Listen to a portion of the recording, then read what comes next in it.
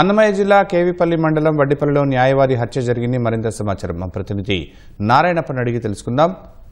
నారాయణప్ప, న్యాయవాది హత్య ఎప్పుడు జరిగింది, వివరాలేంటి? శర్మ, అన్నమయ్య జిల్లా పీలేరు నియోజకవర్గ పరిధిలోని వడ్డేపల్లిలో నిన్న రాత్రి యువ న్యాయవాది ఎల్లయ్య హత్యకు గురయ్యాడు. ఈ హత్యకు సంబంధించి పాత కక్షలే కారణమని పోలీసులు ప్రాథమికంగా నిర్ధారణకు వచ్చారు.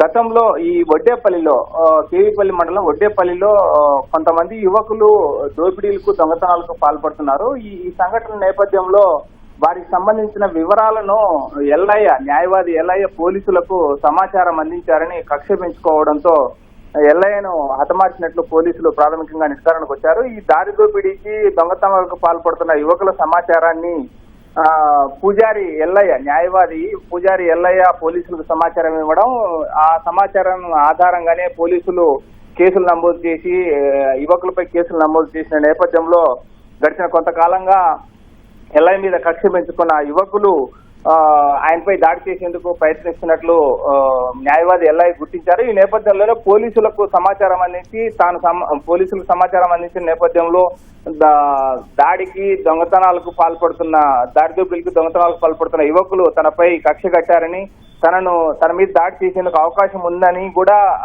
న్యాయవాది ఎల్లయ్య పోలీసులకు సమాచారం ఇచ్చారు. తనకు రక్షణ కల్పించాలని, తన ఆత్మరక్షణ కోసం రివాల్వర్ కూడా లైసెన్స్ ఇవ్వాలని చెప్పి ఎల్లయ్య పోలీసులకు వినతిపత్రం సమర్పించారు. ఈ నేపథ్యంలోనే నిన్న రాత్రి ఎల్లయ్య ఇంట్లో ఉన్న సమయంలో యువకులు కొంతమంది వెళ్లి దాడి చేసి ఆయన హతమార్చినట్టు తెలిసింది. ఈ న్యాయవాది ఎల్లయ్య సంఘటనా స్థలంలో ప్రాణాలు కోల్పోగా న్యాయవాది ఎల్లయ్య తల్లిదండ్రులు తీవ్రంగా గాయపడ్డారు. గాయపడ్డ వారిని పీలేరు ఆసుపత్రికి తరలించి చికిత్స అందిస్తున్నారు. శర్మ, ధన్యవాదాలు నారాయణప్ప.